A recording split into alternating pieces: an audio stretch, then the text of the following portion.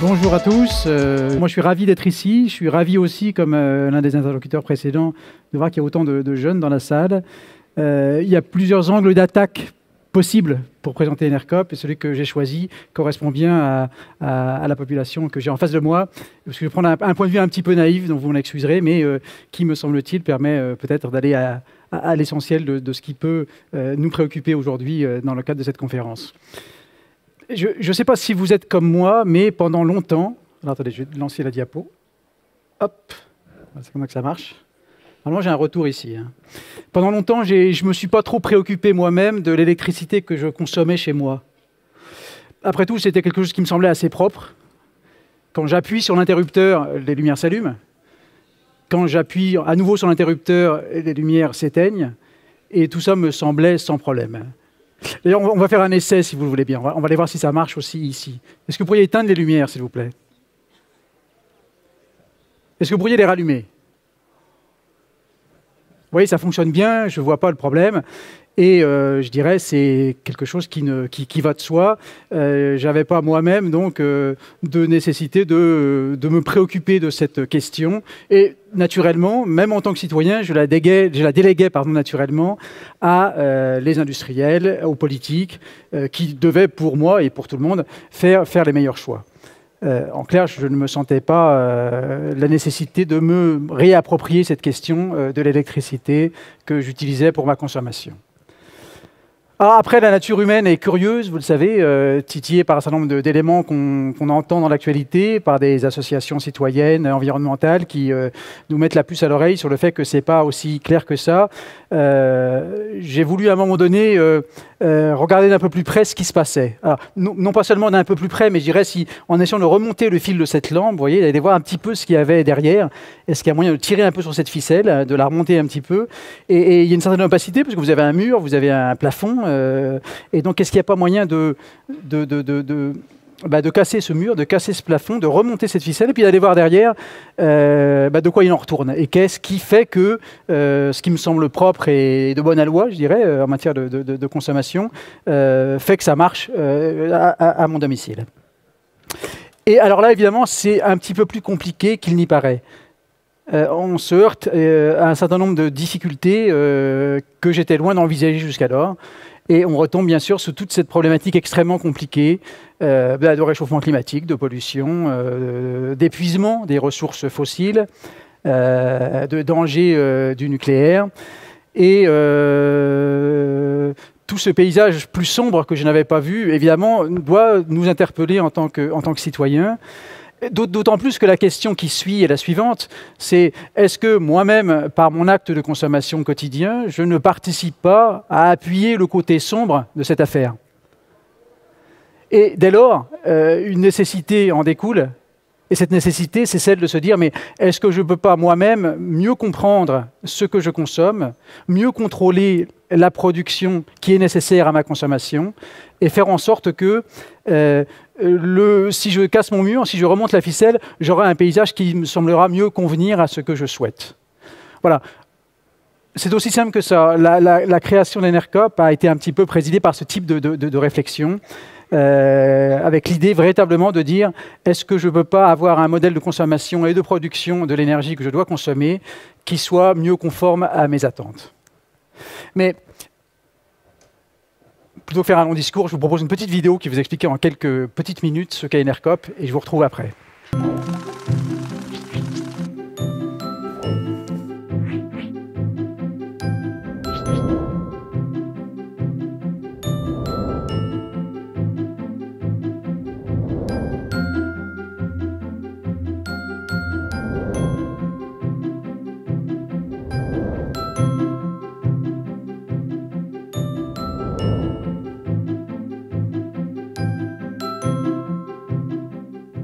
Saviez-vous qu'en France, il était possible de se fournir en électricité 100% verte? Depuis que le marché de l'électricité est ouvert à la concurrence, en 2004 pour les entreprises et en 2007 pour les particuliers, chacun est libre de choisir son fournisseur. Pour soutenir la production et la consommation d'une énergie propre, des acteurs de l'économie sociale et solidaire, de l'environnement et des énergies renouvelables créent Enercop en 2005, une coopérative d'intérêt collectif. L'objectif ? Proposer une solution plus durable aux consommateurs, 7 fois moins polluante que l'électricité d'origine nucléaire ou provenant des énergies fossiles. Enercop est donc un fournisseur vert qui s'approvisionne exclusivement auprès d'une centaine de producteurs d'électricité hydraulique, éolienne, solaire et d'origine biogaz. L'entreprise ou le particulier souscrit librement à l'offre d'Enercop, disponible partout en France. Enercop injecte ensuite de l'énergie renouvelable dans le réseau public de distribution commun à tous les fournisseurs. L'entreprise s'engage à fournir au moins autant d'électricité durable que ses clients en consomment. Enercop assure également une traçabilité financière et réinvestit la majorité de ses bénéfices pour financer la production d'énergie renouvelable. Résultat, Enercop, c'est 40 salariés, 20 000 clients et 15 000 sociétaires qui détiennent l'ensemble du capital et participent aux décisions de l'entreprise. Mais l'ambition d'Enercop ne s'arrête pas là. L'entreprise a implanté 6 coopératives au niveau régional, qui développent la production locale d'électricité verte avec les citoyens du territoire et proposent des solutions pour faire des économies d'énergie. Dans les prochains mois, d'autres coopératives devraient voir le jour. Cette initiative s'est développée en partie grâce au soutien de la finance solidaire via des apports en capital. 25 000 € de la NEF, coopérative de finance solidaire, 1 000 € de Garrigue, société de capital risque solidaire, et 6 100 € de Club Sigal, réseau d'épargnants solidaires. En développant la production de différentes énergies renouvelables, Enercop, lauréat 2013, se mobilise pour une énergie propre, locale et citoyenne.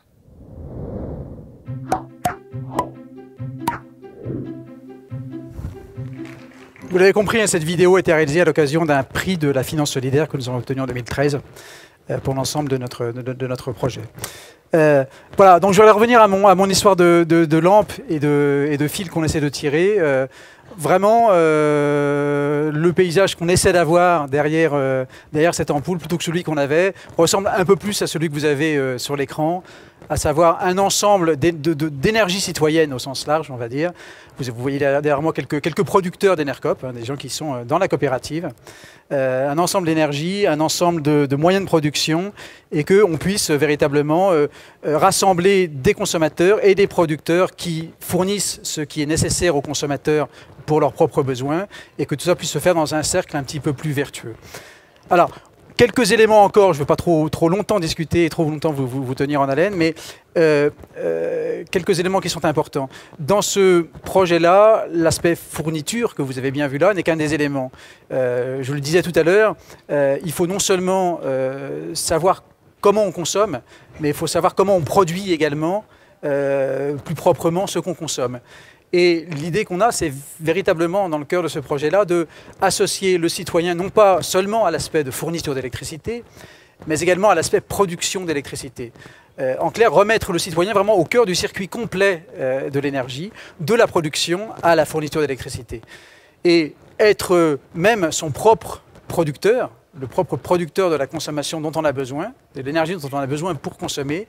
Bon, c'est pas forcément installer un toit solaire ou installer une éolienne dans son jardin.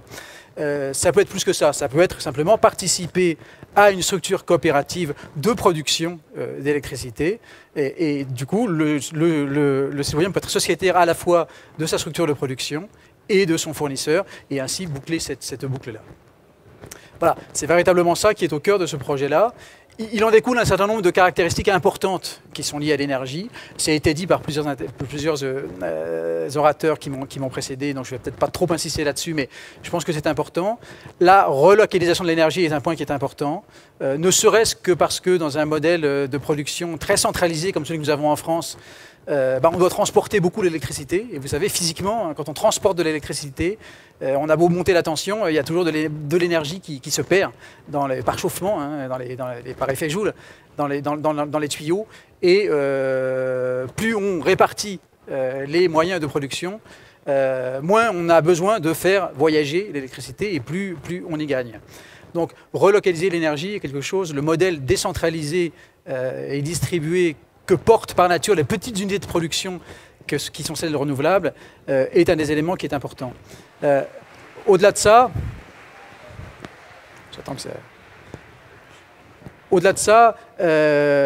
nous avons effectivement aussi, et ça a également été dit, dans cette même logique-là, voulu rapprocher bien sûr la production des territoires, et c'est la raison pour laquelle nous avons, vous l'avez vu, développé des structures en région. Il manquait ici encore, qui est créé depuis que la vidéo a été faite, une Enercop en Aquitaine. Il y a une Enercop Aquitaine qui s'est créée cette année et qui a particulièrement comme rôle justement de développer en région les moyens de production qui nous permettront d'alimenter le périmètre des consommateurs que nous avons. Je pense qu'un point également important là-dessus, c'est que